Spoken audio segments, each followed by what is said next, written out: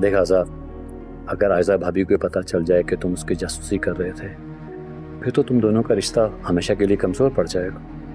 और जासूसी करने से यह पता चल गया कि हम दोनों का रिश्ता कभी कभी मजबूत था ही नहीं। तो नहीं, तुम गलत सोच रहे हो और गलत कर रहे हो। तुम सोच नहीं सकते कि मैं खुद को कितना बेबस और मजबूर समझ रहा हूं।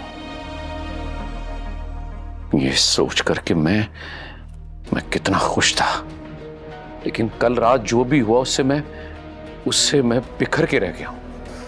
देख यार, तुम अपनी जासूसी खत्म करो, इंशाल्लाह सब कुछ ठीक हो जाएगा। तुम खामखा उसकी हिमायत क्यों कर रहे हो? देख आज़ाद, मैं कोई आयजा भाभी की हिमायत नहीं कर रहा। तू जा आयजा भाभी से बात कर और बिल्कुल स्ट्रेट वे बात कर, इंशाल्लाह कोई ना कोई बात निकल आएगी। और अगर उसने झूठ बोला हुआ तो? झूठ हमेशा पकड़ा जाता है, और अगर उन्हें झूठ भी बोला तो झूठ तो पकड़ा जाएगा। लेकिन मैं उसके बोलने से पहले उसका झूठ पकड़ना चाहता हूं। मेरी बात तुम कान खोल के सुन लो।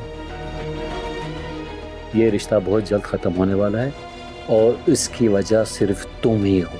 समझ आई मेरी बात तुम्हें? ये मुझे यहाँ क्यों बुलाया?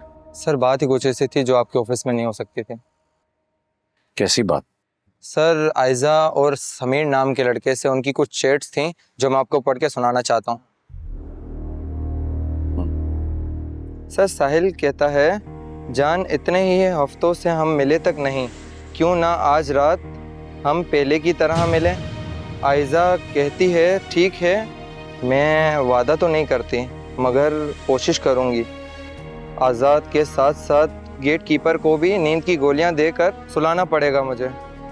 फिर जैसे ही मैं तुम्हें मैसेज करूं तो तुम मुझे पिक कर लेना।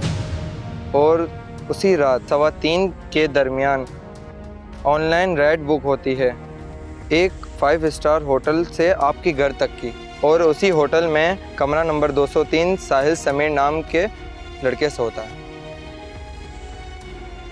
तुम जा सकते हो।